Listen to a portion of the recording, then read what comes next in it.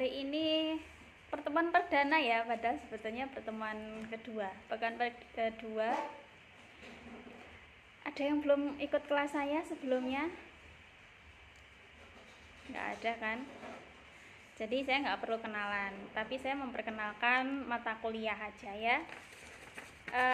Sebagaimana kemarin yang sudah saya upload di Google Classroom-nya, sudah ada ketentuan tugasnya ya. Tugasnya gampang. Kali ini videonya berkelompok ya. Silahkan berkelompok dengan teman-temannya, silahkan dipilih mau sama siapa, joinan, ngerjainnya kapan dan sebagainya. Pokoknya dikumpulin waktu UTS. Oke. Tapi durasinya 6 menit ya kayaknya ya saya bilang. Itu kemudian tugas dan sebagainya kurang lebih sama. Tapi materinya ini sepanjang saya pegang mata kuliah Kapita Selekta Konseling, ini materi yang sangat berbeda dari tahun-tahun sebelumnya. Jadi ada yang ngulang nggak ya ini ya? Nah mungkin kalau ada yang ngulang make up nanti menyadari kayak materinya lain dari yang kemarin-kemarin ya. Hari ini Kapita Selekta Konseling. Sebetulnya Kapita Selekta itu apa sih? Oh ya, mumpung ingat, saya hari ini nanti jam 8 ada seminar penelitian. Jadi seminar saya harus presentasi. Jadi nanti sebelum jam 8 atau mendekati jam 8 kita sudahi ya kuliahnya hari ini. Hari ini aja. Karena jam 8 dimulai dibuka dan saya ke bagian presentasi di awal itu. Tapi nanti kalau kelas B kayaknya insya Allah saya sudah bisa ikutan lagi kuliahnya. Oke. Apa sih Kapita Selekta Konseling?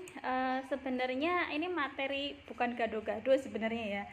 Tapi kalau di mungkin program studi yang lain ada yang bilang kayak Kapita Selekta Konseling itu kayak komprenya. Jadi masalah-masalah apa sih yang muncul, masalah atau isu yang muncul di dunia konseling. Jadi materinya ini nggak ada materi yang baku banget, dan kalau saya hunting buku pun bukunya juga nggak spesifik itu membahas masalah-masalah yang cukup urgent. Jadi kalau saya udah share materinya ya. Kayaknya materinya cukup beragam. Nah, tren saya semester ini mulai memasukkan materi tentang konseling Islami. Ini juga merespon sebenarnya kaitannya dengan perubahan kurikulum yang berlaku mulai semester ini. Jadi sebetulnya perubahan kurikulumnya itu sudah digagas kapan ya? Mungkin 2 semester kemarin kayaknya sebelum pandemi. Jadi tapi pelaksanaannya baru mulai sekarang. Oke. Apa yang baru sebenarnya begini, psikologi itu sudah dimulai sejak tahun berapa? Psikoanalisis itu mulai kapan? Ada yang ingat nggak sih? Freud itu mulai kapan? Kayaknya masih tahun 1800 sekian ya, walaupun mulai masuk tahun 1900. Jadi katakanlah kalau Freud sebenarnya mulainya disebut psikologi itu sebagai sebuah ilmu sebetulnya sejak mulai masanya James Watson. Nah, yang mulai mengadakan pengukuran. Makanya kemudian di dalam psikologi itu bukan lagi ranah-ranah filosofis, tapi lebih masuk ke ranah-ranah mulai lebih ada metodenya. Nah, mulai ada cara ngukurnya, apa yang mau objek studinya semakin jelas, dan semakin kesini semakin ngetren itu ketika masa-masanya muncul psikoanalisis. Dan kenapa psikoanalisis itu punya punya akar yang sangat mendalam dalam dunia psikologi, karena ya tentu saja kita semua tahu psikoanalisis itu memberikan banyak sekali dasar-dasar tentang psikologi secara umum. dan nantinya akan mempengaruhi bagaimana ketika prinsip-prinsip dalam psikologi itu diaplikasikan salah satunya atau diterapkan salah satunya dalam konseling.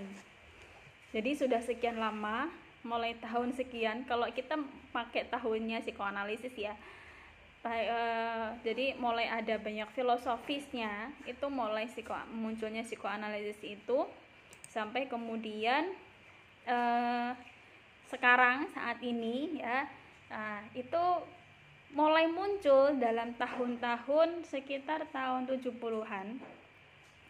Jadi sekitar tahun 70-an itu kira-kira berapa tahun yang lalu? 50 tahun yang lalu berarti ya.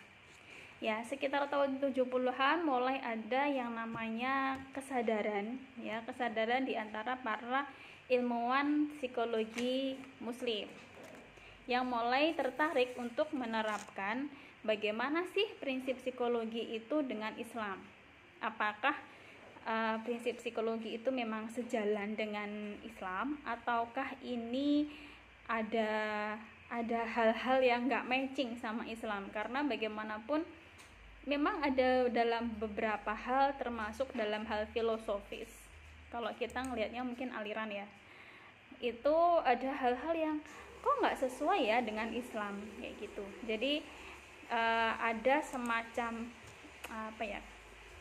kesadaran untuk kemudian mempelajari psikologi itu enggak psikologi ansih, tapi melihat bagaimana psikologi dan dalam Islam. Nah, ini nanti kemudian memunculkan adanya dilema-dilema di dalam para ilmuwan muslim. Dilemanya apa sih? Dilemanya ketika misalnya seperti psikoanalisis ketika di dalam prinsipnya itu sangat mengedepankan dunia ketidaksadarannya, bahwa manusia itu dikontrol oleh perilaku-perilaku yang egonya itu muncul dari konflik. Nah, sebenarnya kalau dalam konsep Islam itu konflik seperti dalam definisinya psikoanalisis itu sebetulnya seperti apa, dan ternyata di sana kok beda ya. Bahkan di dalam psikoanalisis sendiri, di antara para ahli psikologi itu juga menuai banyak sekali kritik, dan semakin kesini semakin nyata bahwa sebetulnya yang manusia itu bukan semata-mata digerakkan oleh yang namanya konflik, bukan karena orang egonya tidak bisa terrealisasi, tidak bisa terwujud, akhirnya mengakibatkan munculnya gangguan atau perilaku-perilaku yang bermasalah misalnya. Jadi perilaku manusia itu dari konsepnya aja sudah mulai ada banyak perubahan-perubahan gitu. Seperti itu. Walaupun perlu kita catat ya, bahwa psikoanalisis mulai dicetuskan oleh Freud sampai saat ini itu juga sudah mengalami banyak sekali pengembangan dari para pengikut aliran ini, seperti itu. Sehingga tetapi kita tidak bisa menafikan bahwa sebetulnya rootnya psikoanalisis itu terlalu berfokus pada sisi-sisi patologis dalam diri manusia. Nah, padahal di dalam Islam sendiri manusia itu dianugerahi dua hal, yaitu di surat ada yang ingat Asyams, fa'alhamaha fujuraha wa taqwaha, bahwa manusia itu mempunyai dua potensi, yaitu potensi fujur dan potensi takwa. Fujur itu ketika dia melakukan hal-hal yang keburukan, maksiat, berbuat kesalahan, itu fujur. Tetapi juga manusia itu punya anugerah untuk melakukan yang namanya takwa. Takwa berarti kalau kita definisi umumnya takwa itu kan melaksanakan perintah Allah dan menjauhi larangan. Artinya ketika Allah perintahkan sholat, orang ngerjain sholat. Ketika Allah perintahkan puasa, orang ngerjain puasa. Ketika Allah bilang anak harus berbakti pada orang tua, orang lakukan berbakti. Dan Allah juga takwa itu menghindari atau menjauhi larangan Allah. Ketika oleh Allah haram makan babi, maka kita pun sebagai muslim juga nggak makan babi. Jadi motivasi makan babinya itu bukan karena ada something wrong dengan babinya, tetapi motivasinya adalah berakar dari keinginan untuk mentaati peraturan yang Allah kasih. Dan itu berbeda ketika barusan misalnya kita kemudian mengetahui bahwa ternyata di dalam tubuh babi itu banyak sekali cacing yang sangat berbahaya, sehingga harus dimasak dimasak yang bagus supaya cacingnya itu mati gitu loh. Cuma tidak 100% akhirnya mati, sehingga cacing-cacing itu akhirnya terkonsumsi dan masuk ke dalam tubuh manusia, dan akhirnya cacing itu di dalam tubuh manusia itu memberikan efek yang buruk. Nah, itu secara ilmiahnya itu ada faktor sisi-sisi kerugian atau sisi-sisi yang membahayakan, tetapi kita sebagai muslim melihat itu sebagai hikmah. Ternyata ini ya kenapa Allah itu mengharamkan kita makan babi, karena secara fisik si daging babi itu memang nggak bagus untuk kita. Dan ada yang mengatakan bahwa kenapa kita diminta untuk menjauhi, kita diharamkan makan binatang yang berkuku tajam, bertaring, kemudian punya kuku tajam, bertaring, binatang yang buas. Nah, tapi kita boleh makan kambing, sapi, ayam, yang kalau kita lihat karakter hewannya itu memang sapi, kambing, ayam itu kan hewan-hewan yang jinak ya, bukan hewan buas. Dan mereka adalah bukan pemakan daging, karena ternyata memang secara ilmiah kita mengetahui bahwa apa yang dikonsumsi manusia itu akan mempengaruhi karakter yang terbentuk pada manusia. Misalnya kalau kita makan sapi, misalnya daging sapi, ayam, karena itu binatang-binatang yang jinak, tidak ganas, tidak buas, maka tidak ada karakter-karakter buas yang hidup di dalam diri kita. Sama juga kenapa kita makan tanaman ya, kemudian aneka produk sapi turunannya kayak susu, telur, dan seterusnya. Dan itu memberikan efek yang positif. Bukan hanya sekedar bahwa sapi, kambing itu hewan-hewan yang jinak, tetapi juga memberikan karakter sapinya itu kadang juga sebagian masuk ke dalam diri kita. Misalnya karakter taat. Sapi kan kalau ditarik itu kan manut ya, ngikut kan. Nah, kita pun ketika diberikan arahan, diberikan instruksi, kita cenderung menjadi, ketika apalagi instruksinya dari Allah, nah kita cenderungnya menjadi hamba yang manut juga, yang ngikut apa kata Allah. Kalau Allah haramkan maka kita nggak ambil, kalau Allah bolehkan kita boleh ambil. Misalnya seperti itu. Jadi ada kegalauan ya pada tahun 1970-an itu di antara para sarjana psikologi ya, ada kesadaran untuk bersikap lebih kritis terhadap konsep-konsep aliran-aliran dalam psikologi. Jadi ini yang kemudian menginspirasi sampai sekarang ya, terus berkembang konsep-konsep yang memberikan, bukan mengcounter ya, tetapi memberikan pencerahan. Dan ini awalnya memang membuat galau. Membuat galaunya apa?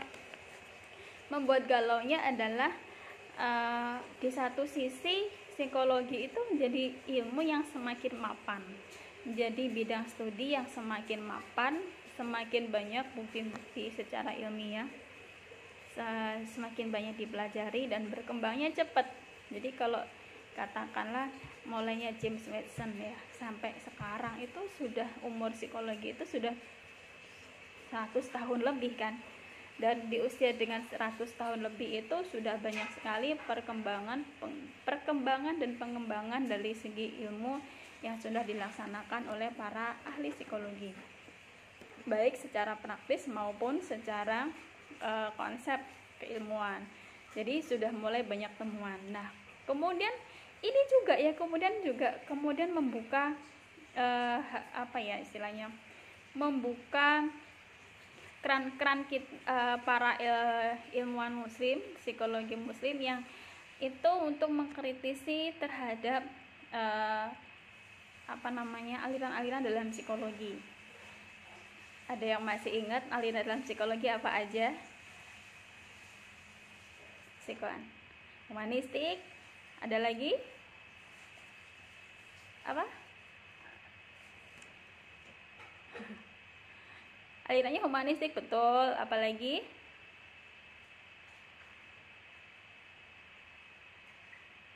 Psikoanalisis, behavioristik, masih ada lagi?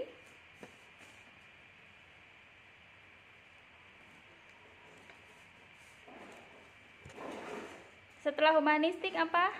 Masih ada lagi?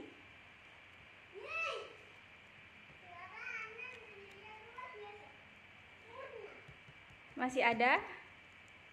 Sebenarnya masih berdekatan dengan humanistik ya. Sekarang sudah mulai banyak muncul yang namanya psikologi positif. Masih ingat? Mungkin ada dosen yang lain yang nyebut-nyebut psikologi positif. Nah, yang menarik adalah ya, bahkan dalam bidang psikologi sendiri, isme-isme, aliran-aliran tadi itu semakin berkembang juga. Psikoanalisis, walaupun sejak awal memang mengundang kontroversial di antara para ahli psikologi sendiri, psikoanalisis itu bagaimanapun tetap diakui memberikan sumbangan yang besar karena sangat mendasar. Misalnya konsep tentang kesadaran. Padahal untuk ukurannya zamannya Freud, ngomongin kesadaran itu kayaknya sesuatu yang berat bagi mereka dan itu terlalu abstrak. Terus ngukurnya gimana? Lebih sulit lagi kan? Jadi itu lebih ke, tetapi walaupun seperti dikritik seperti itu, tetap saja konsep tentang kesadaran psikoanalisis itu selalu dicatat dalam sejarah seperti itu. Walaupun nanti di dalam beberapa hal mulai tidak terbukti dan atau dilemahkan oleh hasil-hasil penelitian berikutnya, tetapi itu tetap dicatat dalam sejarah. Itu yang kita tidak bisa menghilangkan ya. Kemudian setelah psikoanalisis ya, muncul sebetulnya masih ada aliran strukturalisme, di mana melihat bahwa manusia itu terdiri dari struktur-struktur, bahwa bangunan mental manusia itu memiliki bagian-bagian. Jadi pernah lihat ini ya, kayak menara Eiffel itu ya. Menara Eiffel itu kan tersusun dari bagian-bagian besi-besi yang banyak sekali yang itu disusun menjadi sebuah menara. Sama juga kita analogikan dalam jiwa manusia, bahwa jiwa manusia itu juga terbagi atas elemen-elemen atau bagian-bagian atau struktur yang membentuk satu kesatuan. Hanya saja ini tidak, karena di psikologi tidak terlalu populer ya, akhirnya ini tenggelam dengan sendirinya. Kemudian muncul behavioristik. Kenapa behavioristik muncul? Apa yang dilakukan? Nah, ini sebenarnya mengcounter konsepnya psikoanalisis. Jadi behavioristik ini menawarkan solusi ketika psikoanalisis terjebak di pengukuran. Gimana sih mengukur kesadaran itu? Gimana sih mengukur ego? Bagaimana mengukur dinamika psikologis seperti itu? Atau misalnya konflik-konflik. Jadi bangunan teori Freud tentang konflik itu juga cukup dikritik. Apakah benar konflik itu berasal dari desakan-desakan ego? Nah, behavioristik menawarkan solusi.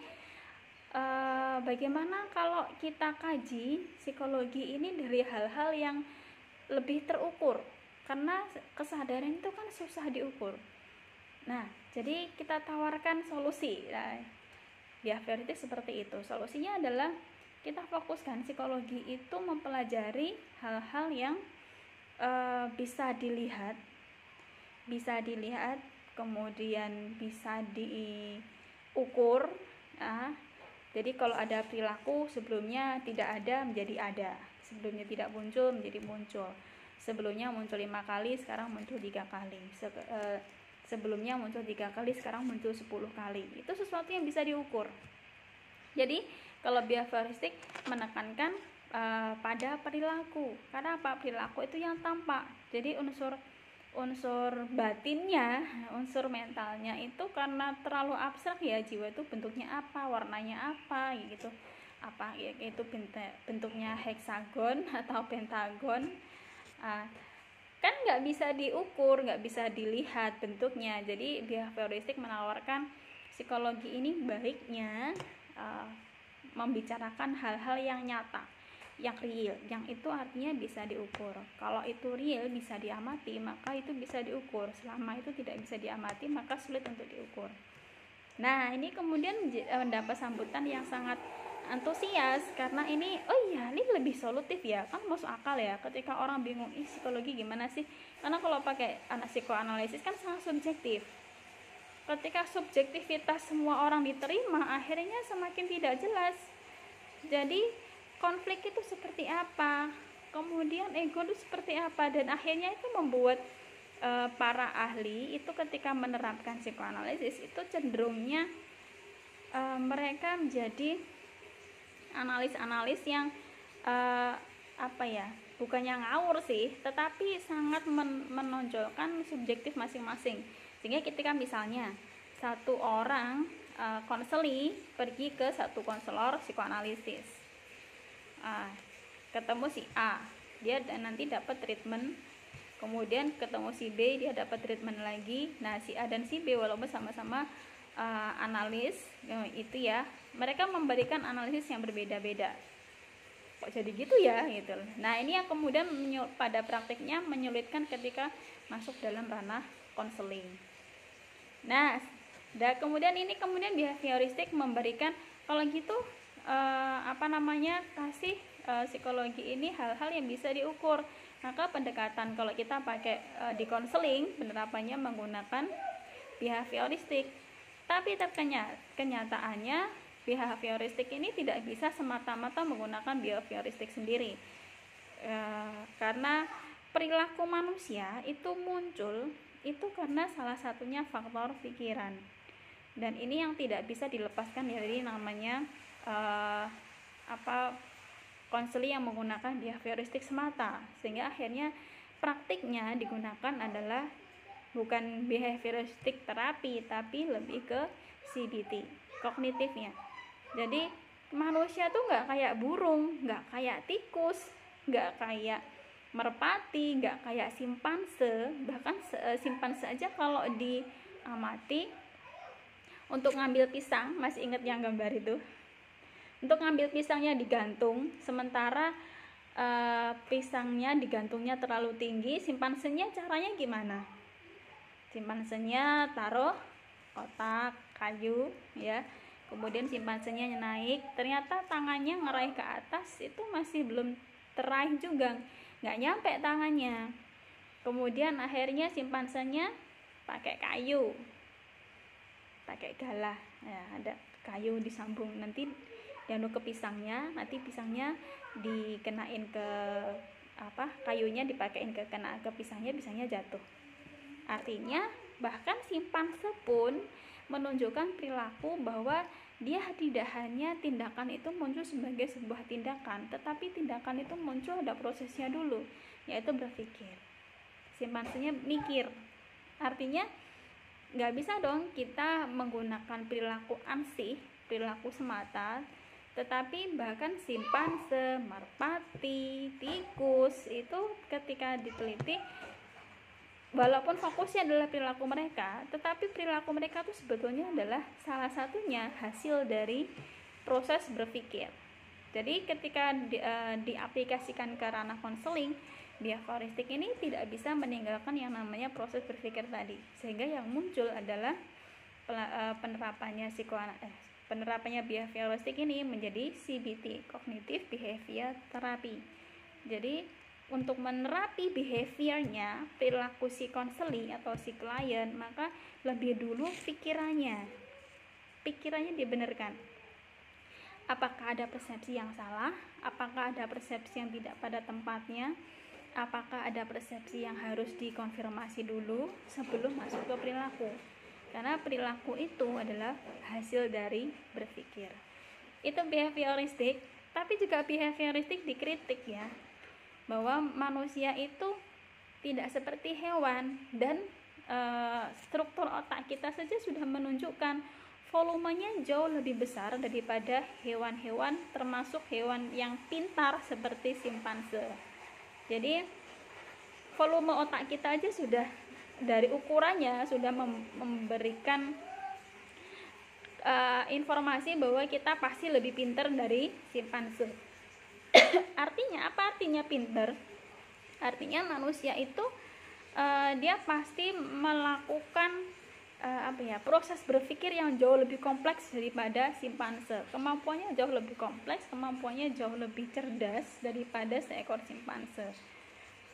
Nah, akhirnya behavioristik ini juga kemudian dikritik lagi bahwa tidak semua perilaku manusia itu karena faktor kalau perilaku itu pakai ini ya, stimulus respon, ya kan. Masih ingat materi tentang belajar? Kayaknya itu dulu di pengantar psikologi kan, tentang belajar. Jadi konsep belajar itu selalu didasarkan pada teorinya behavioristik, bahwa ada stimulus, manusia merespon, akhirnya manusia belajar. Oh, kalau kita tanam padi, padinya itu bisa tumbuh dan padinya bisa kita makan, berarti next kita tanam padi lagi. Jadi tanam, caranya gimana? Dikembangkan pelan-pelan, akhirnya ketemu cara menanam padi seperti yang kita ketahui sekarang. Nah, tetapi perilaku manusia kan tidak semata-mata karena ada stimulus dari luar. Ternyata manusia juga berperilaku yang bahkan tidak memerlukan stimulus sama sekali. Misalnya, kita nggak selalu berperilaku karena termotivasi karena ada imbalan. Kita tidak selalu mengharapkan imbalan. Ada juga yang orang nggak ada imbalannya tapi mau ngerjain, misalnya. Atau orang tetap mengerjakan sesuatu walaupun itu tidak didorong oleh stimulus eksternal, muncul karena misalnya keinginan sendiri. Jadi termotivasi, ada motif, kalau masih ingat ada motivasi intrinsik dan motivasi ekstrinsik.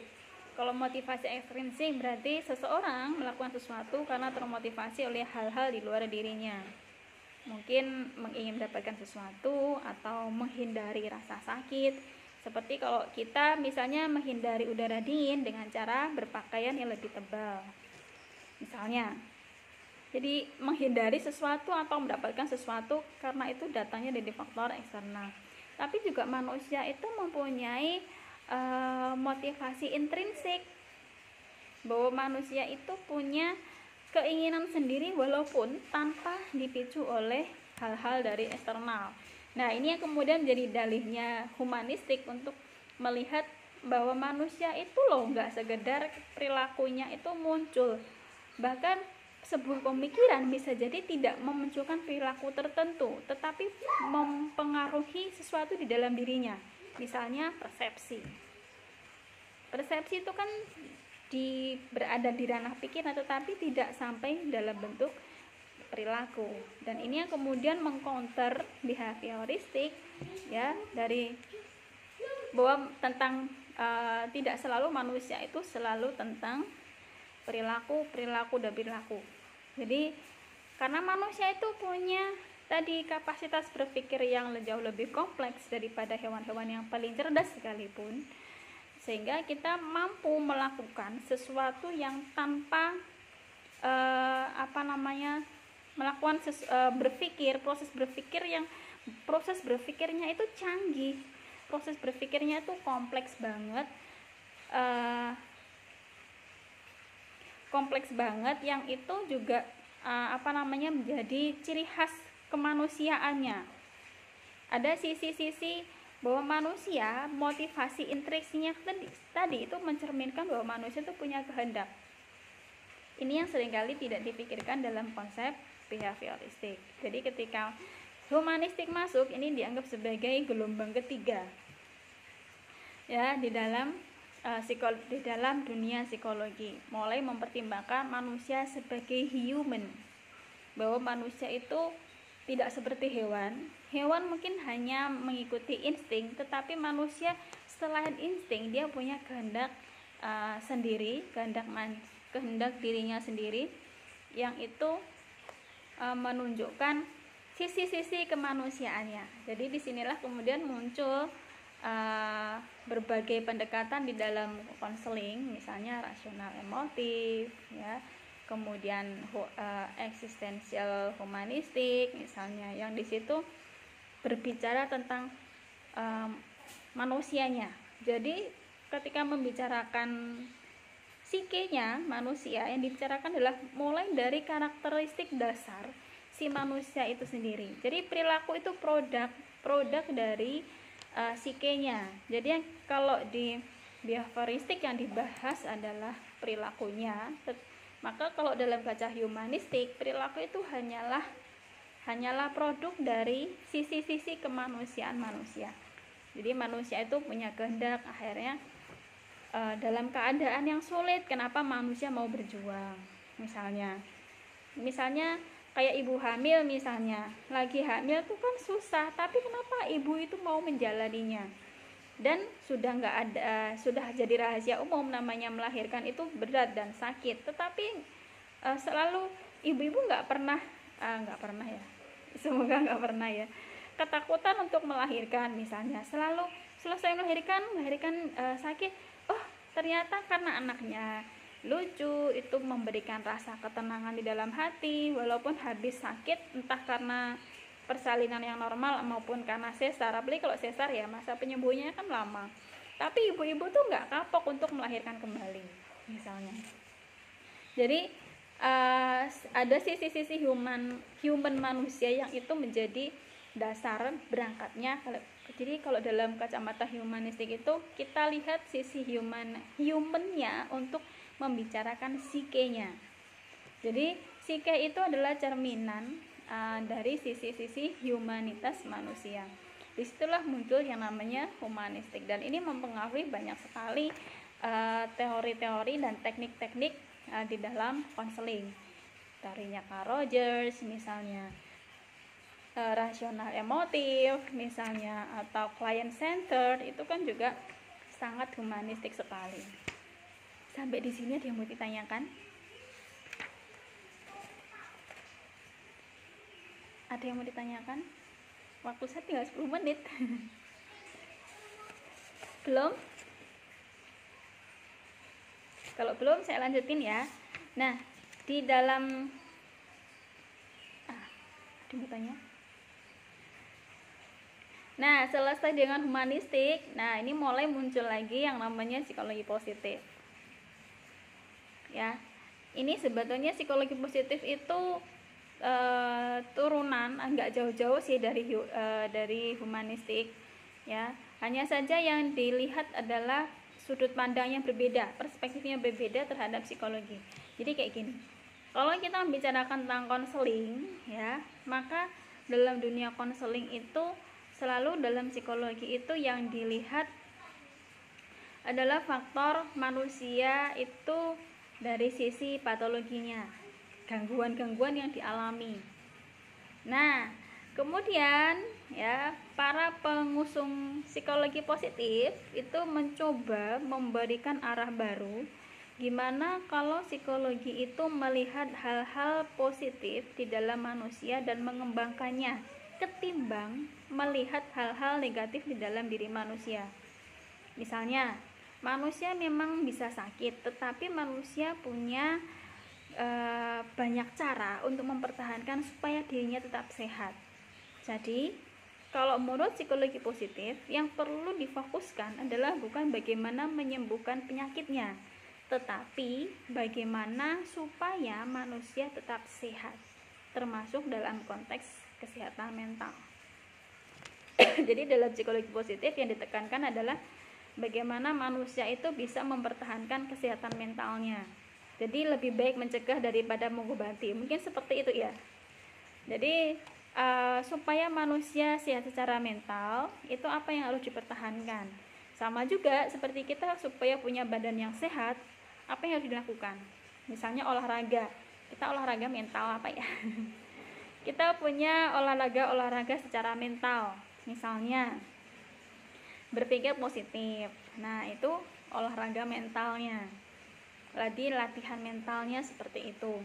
Kemudian misalnya makan makanan yang bergizi, misalnya kalau tubuh kita butuh makanan kan, sama juga mental kita pun membutuhkan nutrisi juga, sama seperti fisik.